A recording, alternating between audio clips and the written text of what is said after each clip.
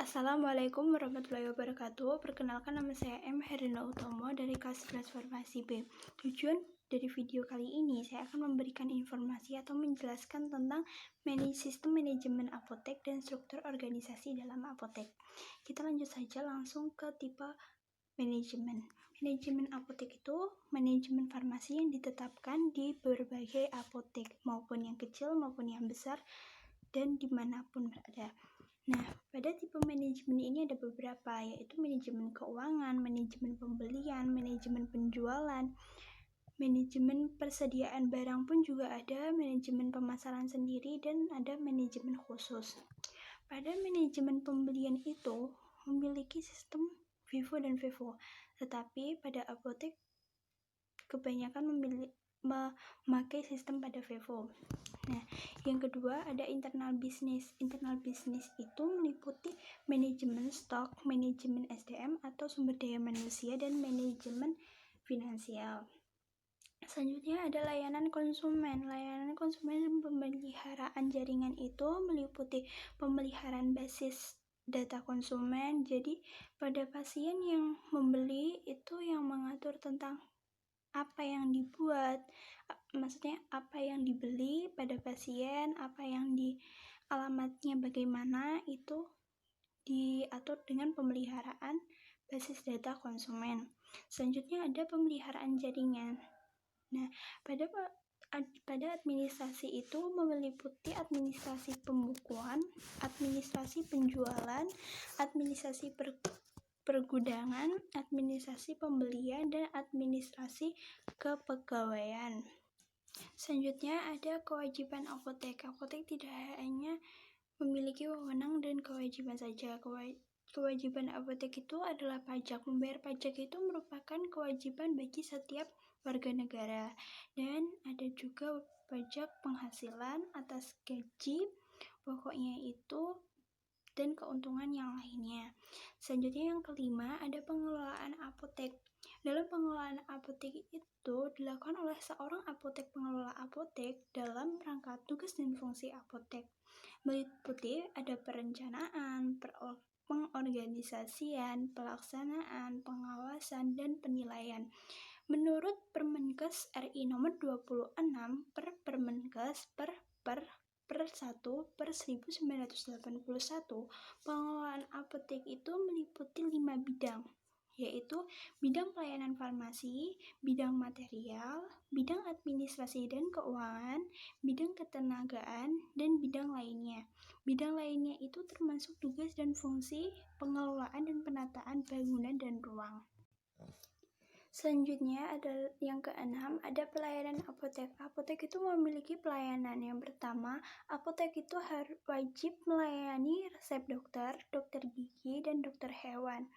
Nah, yang kedua, pelayanan resep sepenuhnya tanggung jawab apotek, pengelola apotek. Yang selanjutnya, yang ketiga, apoteker tidak boleh mengganti obat generik yang ditulis dalam resep dengan obat paten. Semisalnya, apoteker menerima resep dari dokter, itu tidak bisa diganti, tidak boleh diganti apabila tidak memenuhi persyaratan atau izin terlebih dahulu. Yang keempat, jika pasien tidak menebus obat yang tertulis dalam resep, apoteker wajib berkonsultasi dengan dokter yang memberikan resep tersebut. Selanjutnya yang kelima, apotek dilarang menyalurkan barang dan atau menjual jasa yang tidak berhubungan dengan fungsi pelayanan kesehatan. Semisalnya menyalurkan barang yang bukan termasuk pelayanan kesehatan, kayak tidak ada surat izin atau komunikasi dengan yang lainnya. Nah, yang keenam, yang berhak meracik resep itu hanya apoteker dan asistennya di bawah pengawasan apoteker tersebut. Yang ketujuh, apotek tiap hari dibuka jam 8 sampai jam 10 malam.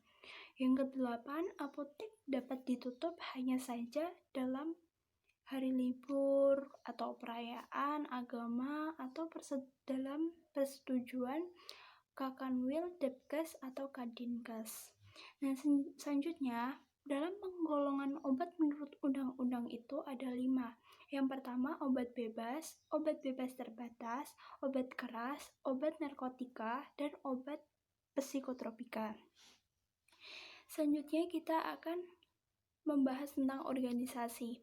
Definisi organisasi itu menurut dari materi saya ada 3. Yang pertama, organisasi bentuk setiap perserikatan manusia untuk mencapai tujuan bersama. Itu menurut Monnet 1939. Yang kedua, organisasi pola hubungan yang orang-orang di dalamnya mengejar tujuan bersama di bawah pengarahan atasan atau Standard 1989.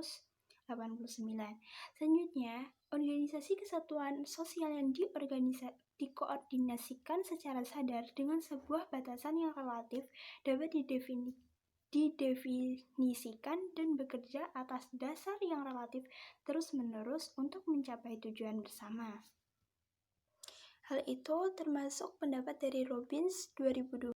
Selanjutnya, kita ke unsur organisasi. Pada unsur organisasi ada manusia. Yang pertama, manusia itu terbagi menjadi unsur pimpinan, manajer, dan pekerja. Yang kedua, kerjasama. Yang ketiga adalah tujuan bersama. Jadi, dalam organisasi itu ada unsur suatu tujuan bersama agar tercapai apa yang diinginkan. Selanjutnya ada peralatan dan lingkungan, meliputi seperti keadaan sosial atau keadaan di sekitarnya. Selanjutnya ada sasaran dan tujuan pengorganisasian. Sasaran pengorganisasian itu organisasi yang efektif untuk melaksanakan proses manajemennya. Adapun tujuannya itu terselenggaranya proses manajemen untuk memperoleh hasil efektif dan efisien. Jadi sasaran dan tujuannya itu hanya bisa disimpulkan agar berjalan dengan efektif dan efisien. Karena oleh sebab itu, seorang manajer itu dituntut untuk dapat menjelaskan fungsi pengorganisasian tersebut secara efektif.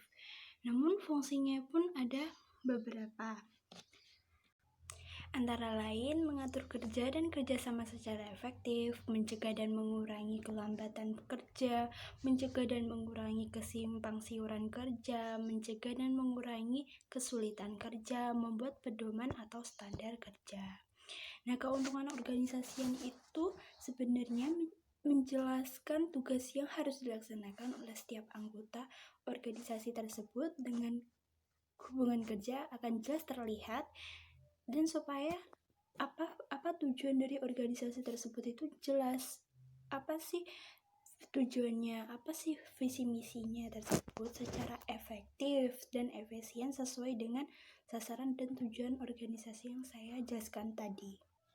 Dalam organisasi itu memiliki prinsip. Yang pertama, tujuannya itu pasti atau jelas. Yang kedua, pembagian kerjanya itu rata, terbagi rata. Si A pembagian kerjanya harus dikasir, si B ini. Jadi semuanya itu jelas dan sudah terbagi sesuai dengan peraturan yang berlaku. Nah, yang ketiga itu pelimpahan wewenang dan tanggung jawab itu ada sendiri-sendiri. Nah, yang keempat ada hierarki. Kelima, kesatuan perintah atau komando. Pemimpin paling tinggi memerintahkan ini. Jadi langsung harus cepat, tapi teliti. Tugasnya ini langsung dikerjakan gitu.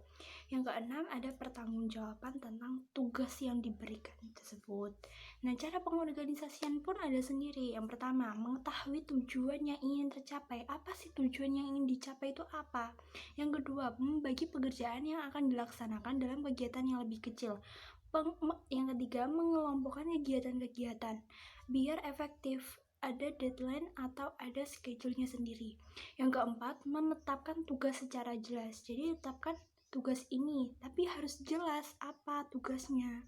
Yang kelima, menyediakan alat fisik dan fasilitas. Selanjutnya ada bagan dari struktur organisasi. Biasanya kalau di struktur organisasi bagannya di apotek itu seperti ini. Ini untuk yang horizontal. Horizontal itu kayak menyamping ke kanan atau ke kiri seperti ini. Untuk yang paling awal itu selalu pimpinan yang paling tinggi. Dan seterusnya nanti ada cabang-cabangnya. Nah, selanjutnya ada yang vertikal. Vertikal ini bisa kalian lihat turun ke bawah. Bedanya dengan horizontal, kalau horizontal itu pastinya ke samping, kalau vertikal itu pastinya menurun ke bawah. Dan ini ada panah-panahnya, itu termasuk dari cabang-cabangnya nanti. Tidak hanya vertikal dan horizontal, dalam bagian struktur organisasi apotek itu ada juga piramida. Piramida itu yang paling atas sendiri pasti punyanya pimpinan yang paling tinggi dan seterusnya yang paling rendah. Untuk selanjutnya, ada pun bagian struktur organisasi dalam apotek atau ini SOP. Nah, yang paling atas itu apa?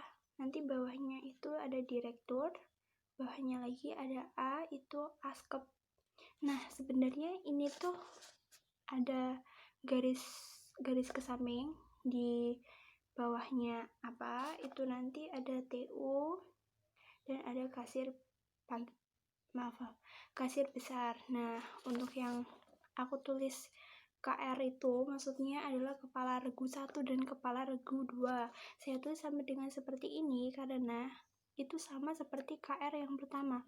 Itu isinya ke bawahnya itu ada TIK, juru resep, dan pesuruh. G ini adalah gudang, seperti ini. Nah, selanjutnya ada uraian kerja pemimpin atau kepala apotek.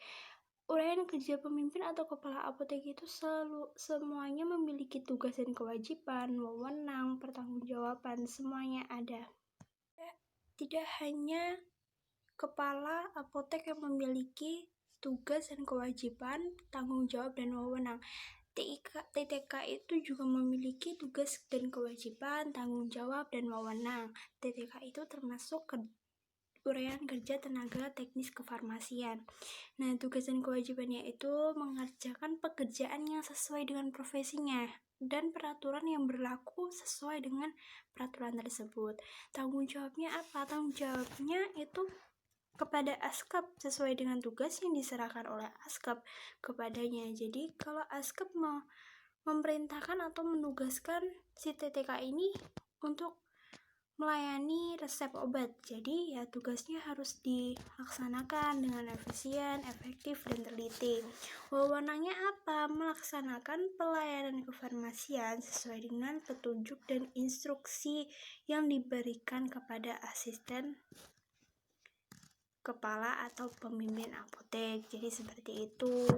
Nah, tidak hanya pada TTK dan kepala pemimpin, pada pemegang kas atau kasir itu juga pemegang kas juga memiliki tugas dan kewajiban, tanggung jawab dan wewenang untuk mengelola keuangan yang ada di apotek tersebut sesuai dengan peraturan yang berlaku, sesuai dengan instruksi yang diberikan kepadanya.